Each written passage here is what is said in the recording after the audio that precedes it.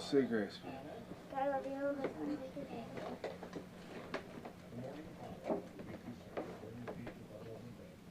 Dad, I just said it quiet.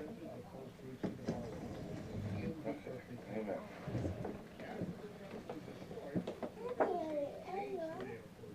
All right. David the king.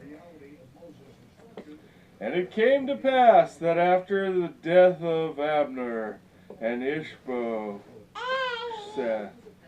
of the tribes of Israel came to David in Hebron, and spoke, saying, Behold, we are your bone and your flesh.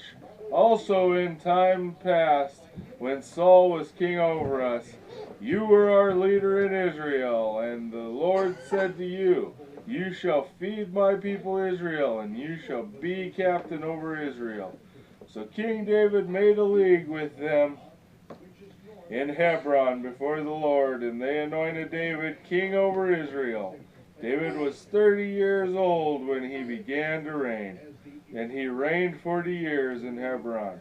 He reigned over Judah 7 years and 6 months, and in Jerusalem he reigned 30 years and 3 years over all Israel and Judah.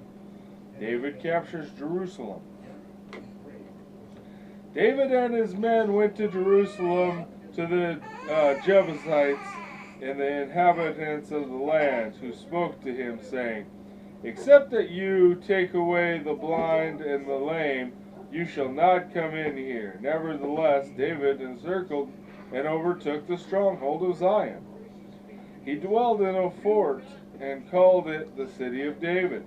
And he built round about from Millo and inward. And David went on and grew great, and the Lord of hosts, the Lord God of hosts, was with him. The house of Judah spreads. After this, after this it came to pass that David smote the Philistines and subdued them.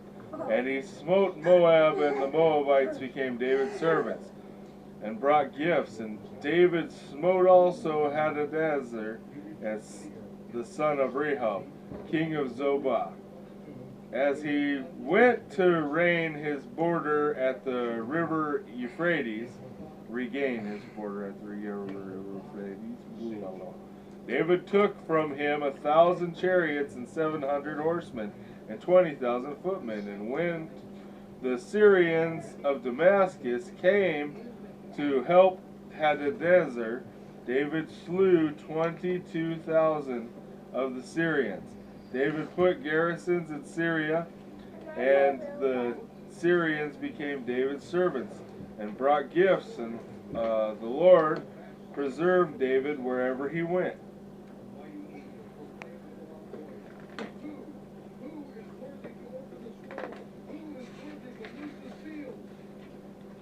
So David finds Jonathan's son. But after all his victories, David said, Is there any that is left of the house of Saul, that I may show him kindness for Jonathan's sake? A servant of the house of Saul, whose name was Ziba, was called unto David, and the king asked him, Is there not any still of the house of Saul, that I may show kindness unto him? And Ziba said, Unto the king Jonathan has a son, who is lame on his feet. So the king gave orders to fetch the son.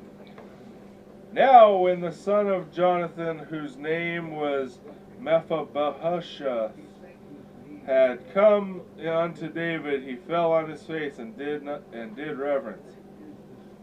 And David said, Mephibosheth.